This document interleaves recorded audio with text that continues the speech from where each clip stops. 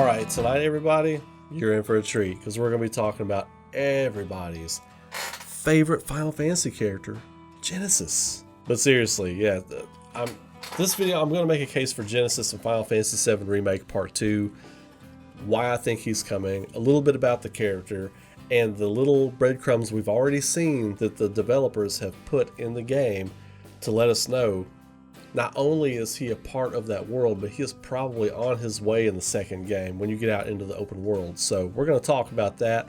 We're going to talk about the background of the character, and we're going to talk about what makes him cool, where they failed the character as far as like what it could have been, and how I think he's going to be evolved. So we're going to get into it. All right, so I know people hate this character. I know people hate Genesis. Not everybody. But y'all got to understand, the concept from a storytelling, from a writing standpoint of the character of Genesis is great. The concept of the character is great. As far as villains go for the story, if you count Jennifer and Sephiroth as one villain entity, like this one villainous entity, right? And then you count Rufus and Shinra as this other villainous entity. You've got these two entities, and the third one creates a perfect 3. 3 is one of the perfect numbers, right? It creates the omnipotent, all-powerful, evil entity. Then you've got the corporate, scumbag, greedy kind of villain right here. And then with Genesis, you've got chaos. You've got chaos as the third one. It's a great concept. Chaos, anarchy. He's all about rebellion. Genesis is all about rebellion. He is, rebel against your masters. He rebelled against Shinra as a soldier. He tried to start an uprising and all this kind of stuff. Even the Deepground soldiers wanted him to lead them and everything, and he was like, nope, I'm going to bed.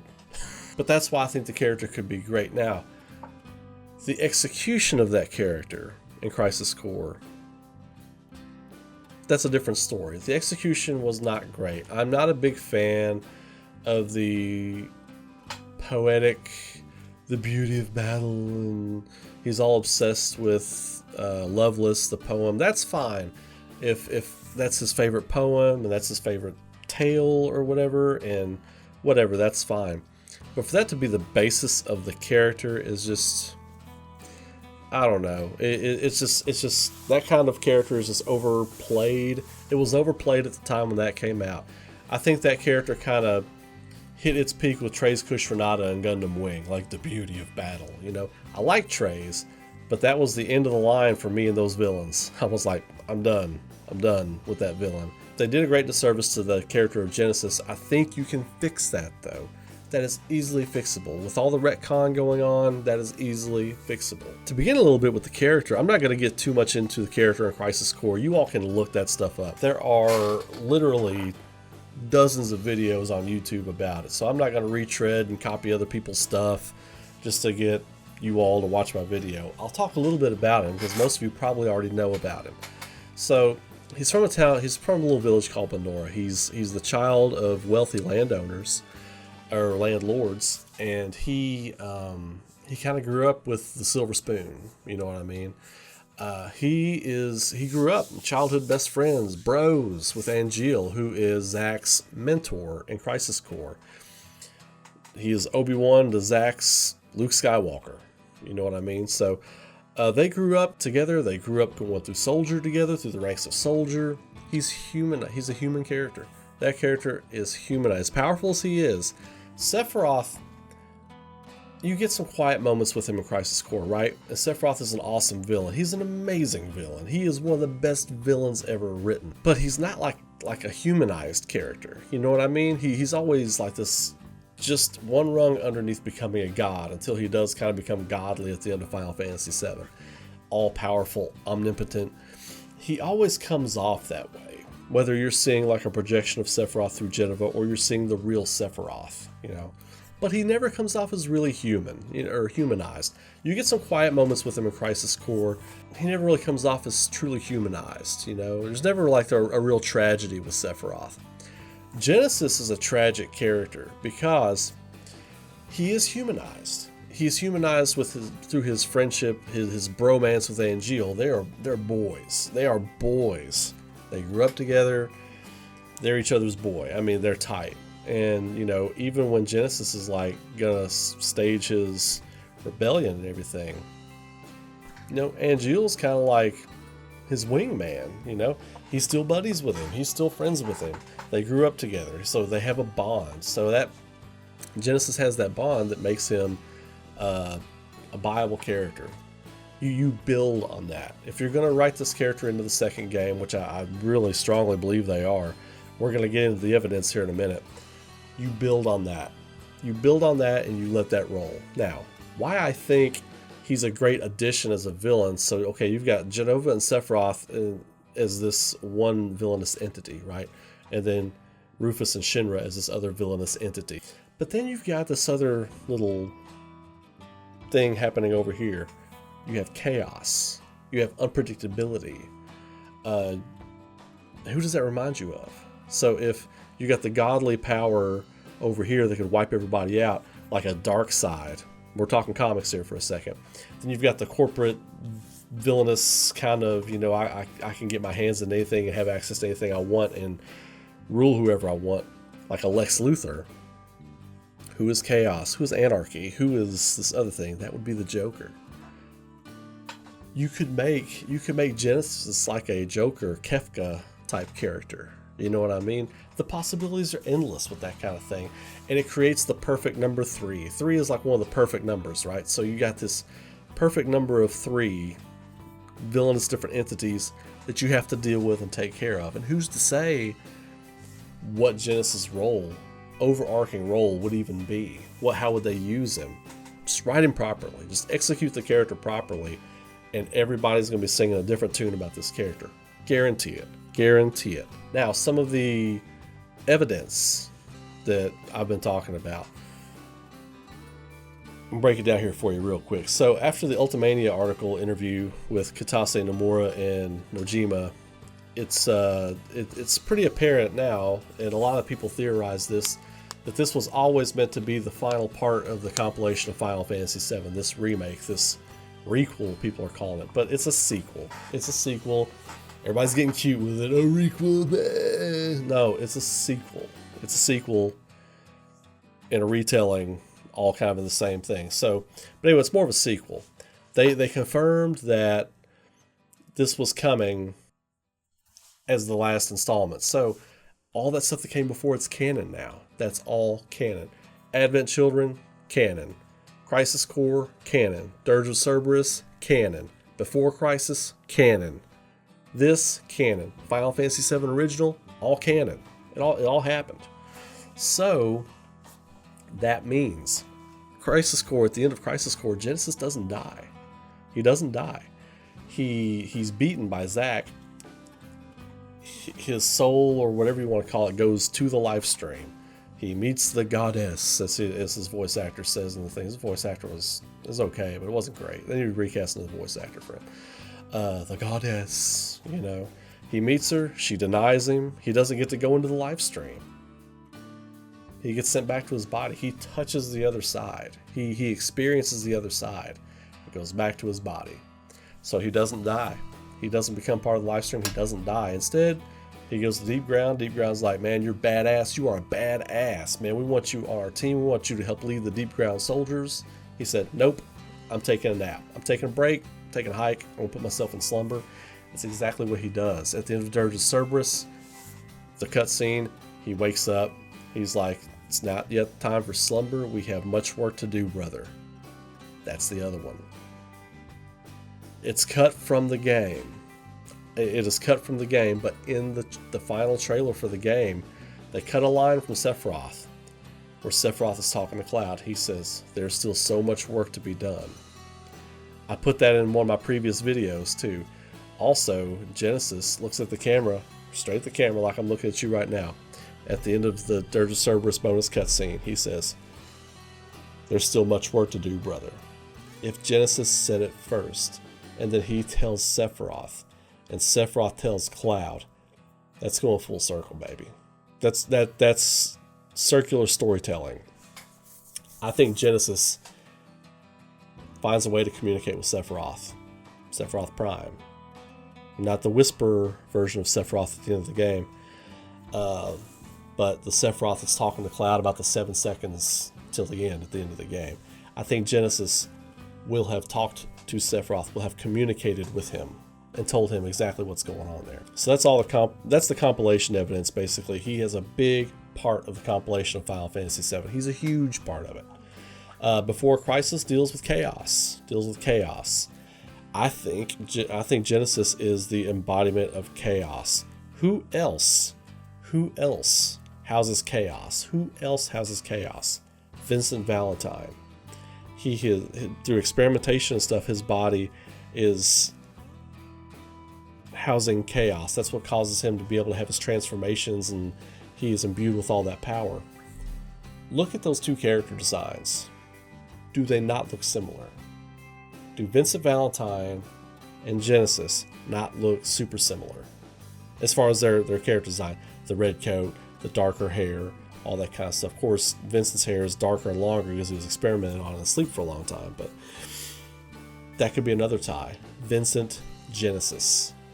He was experimented on and experimented on and experimented on.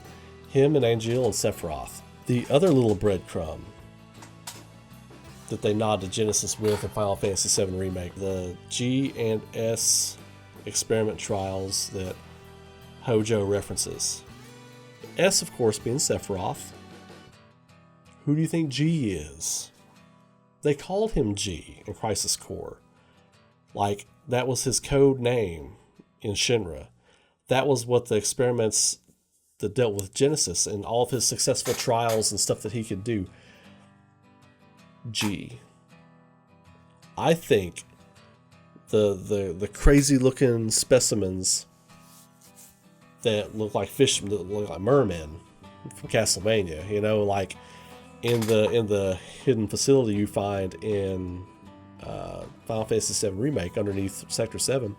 I believe those are the failed G experiments. They're obviously failed experiments. I think they're the failed G experiments. And the guys wearing the black hoods all through the game and in the future games are the S experiments. I really think that's where they're going, because the thing with Genesis and Crisis Core was he was starting to experience cellular degradation. And Hojo talks about that when he talks to Cloud. He's like, oh, you haven't experienced your cellular degradation yet. I think that's what those experiments are experiencing, those fishmen looking things that you have to fight in Remake. Because that was a driving force with Genesis in Crisis Core, was he wanted some of Sephiroth's cells, because Sephiroth is the only one who made it through all the experimentation and did not have the cellular degradation. I'm having a hard time saying that word, that term. Genesis is starting to experience it. He's starting to experience it. He wants some of Sephiroth's cells, and Sephiroth's like, nah, man, you can go rot. You ain't having it. I ain't helping you out at all. There's another little connecting line. And the biggest one, the biggest reason I'm like, he's coming, people. Just get ready for it. He's coming. Banora White. Banora White. It's one of the first things you see. It's one of the first Easter eggs you see. Actually, it is the first Easter egg you see in the game. You get off at the reactor station. You go in. You see the poster for Banora White. Okay, so here's the thing. Banora, as we talked about earlier, is the village that Genesis and Angeal grew up in. Genesis' parents basically owned that town growing up. Banora White is a juice that's made from dumb apples from Banora. It's an apple juice made from dumb apples.